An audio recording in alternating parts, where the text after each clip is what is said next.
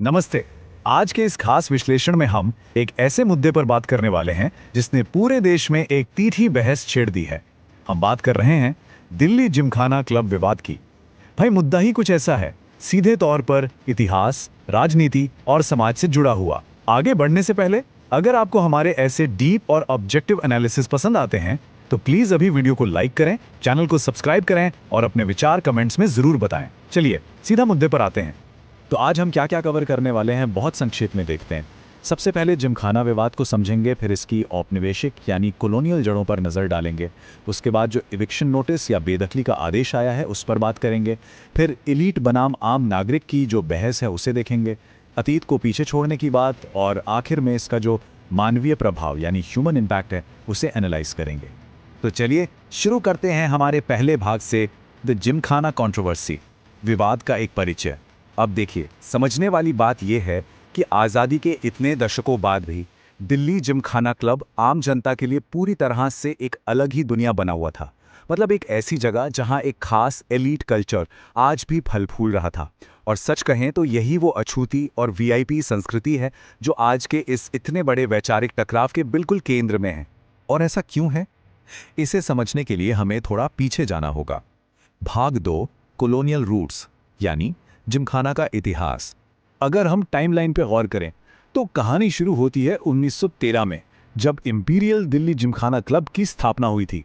फिर 1928 में लुटियंस दिल्ली, जो कि राजधानी का सबसे प्राइम इलाका है, वहां इस क्लब को एक बहुत बड़ा सरकारी भूखंड दे दिया गया। अब 1947 में हमें आज़ादी तो मिल गई, ब्रिटिश शासन चला गया, लेकिन कई विश्लेषकों का मानना है कि वो जो एक खास इलीट प्रिविलेज या विशेषाधिकार वाला कल्चर था ना, वो कभी खत्म ही नहीं हुआ, वो बस वहां बना रहा। और यहीं से एक टर्म निकलकर आता है, पावर सर्कल। इसका सीधा सा मतलब है एक ऐसा नेटवर्क जहां सिर्फ और सिर्फ बेहद प्रभावशाली लोगों की ही एंट्री होती है। एक आम नागरिक के लिए इसका हिस्सा बनना सच कहूं तो लगभग नामुमकिन सा है। इसीलिए बहुत से लोग इस जिमखाने को महज एक सोशल क्लब नहीं मानते, बल्कि सत्ता और प्रभाव का एक बंद घेरा मानते हैं। अब आते हैं उस एक्शन पर जिसने इस पूरी बहस को जन्म दिया। भाग 3, द इविक्शन नोटिस यानी सरकारी कार्रवाई। हाल ही में केंद्र सरकार ने एक नोटिस जारी किया और आधिकारिक तौर पर कहा कि इस जगह को खाली करवाना राष्ट्रीय सुरक्षा और सार्वजनिक उपयोग के लिए आवश्यक है। तर्क बड़ा सीधा दिया गया है, राजधानी के इतने संवेदनशील और वीआईपी इलाके में मौजूद इतनी बड़ी सरकारी संपत्ति को अब कुछ लोगों के प्राइवेट इस्तेमाल के लिए छोड़कर रखना आज के समय में सही नहीं ठहराया जा सकता। जो लोग सरकार के इस कदम का समर्थन कर रहे हैं उनके लिए ये एक बहुत बड़ा प्रतीकात्मक संदेश है। उनका मानना है कि देश की जो सबसे कीमती सार्वजनिक संपत्ति है उस पर किसी एक छोटे से एलीट समूह का स्थायी कब्जा या प्राइवेट इस्तेमाल अब हमेशा के लिए खत्म होना चाहिए। और यहीं से शुरू होती है हमारी आज की सबसे बड़ी बहस। भाग 4, एलीट बनाम आम नागरिक, द कोर आइडियोलॉजिकल क्लैश। इस मुद्दे पर दो बिल्कुल अलग अलग नजरिए हैं जो इस बात को बहुत शानदार तरीके से दर्शाते हैं। एक तरफ वो लोग हैं जो हेरिटेज और ट्रेडिशन यानी विरासत और परंपरा की बात करते हैं। उनका कहना है कि हमें इतनी पुरानी ऐतिहासिक संस्था का संरक्षण करना चाहिए। वहीं दूसरी तरफ जो लोग पब्लिक रिसोर्स एलोकेशन पर सवाल उठा रहे हैं, उनका तर्क है कि आखिर सरकारी जमीन का इस्तेमाल एक बेहद निजी और एक्सक्लूसिव नेटवर्क की सेवा के लिए क्यों होता रहना चाहिए। तो अब यहाँ एक बहुत ही दिलचस्प सवाल पैदा होता है, क्या ऐतिहासिक संस्थाओं के मामलों में सरकार का ये हस्तक्षेप पूरी तरह से जायज़ है या फिर ये ज़रूरत से ज़्यादा दखलंदाजी है? आप लोग इस बारे में क्या सोचते हैं, मुझे सच में जानना है। प्लीज़ अभी कमेंट सेक्शन में जाएं और अपनी राय शेयर करें। और हाँ, अगर एनालिसिस पसंद आ रहा है तो लाइक और सब्सक्राइब करना मत भूलिएगा। चलिए अब आगे बढ़ते हैं। भाग 5, शेडिंग द पास्ट यानी औपनिवेशिक विरासत को पीछे छोड़ने की बहस।